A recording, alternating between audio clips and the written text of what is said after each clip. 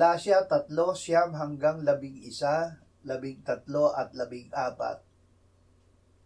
Ang mga sumasampalataya ay pinagpapalang kasama ng mananampalatayang si Abraham, sapagkat ang lahat na umaasa sa mga gawa ng kautusan ay nasa ilalim ng sumpa, sapagkat nasusulat, sumpain ang bawat isang hindi sumusunod sa lahat ng bagay na nasusulat sa aklat ng kautusan.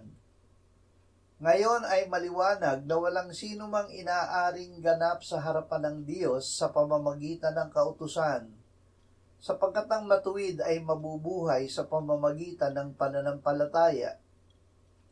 Tinubos tayo ni Kristo mula sa sumpa ng kautusan nang siya'y naging sumpa para sa atin, sapagkat nasusulat, sumpain ang bawat binibitay sa punong kahoy, upang kay Kristo Jesus ang pagpapala ni Abraham ay dumating sa mga hintil, upang ating tanggapin ang pangako ng Espiritu sa pamamagitan ng pananampalataya.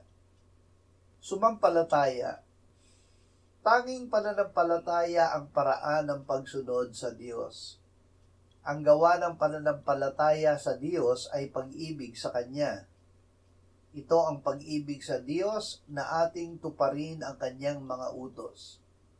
Anumang hingin natin ay tinatanggap natin sa Diyos dahil tinutupad natin ang Kanyang mga utos at ginagawa ang mga bagay na kalugod-lugod sa Kanya.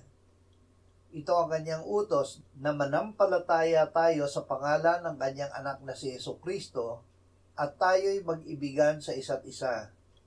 Ang tumutupad ng Kanyang mga utos ay nananatili sa Kanya at siya sa Kanya. Nakikilala natin na siya'y nananatili sa atin sa pamamagitan ng Espiritu Santo na ibinigay niya sa atin. Wala nang hatol laban sa mga na kay Kristo Jesus.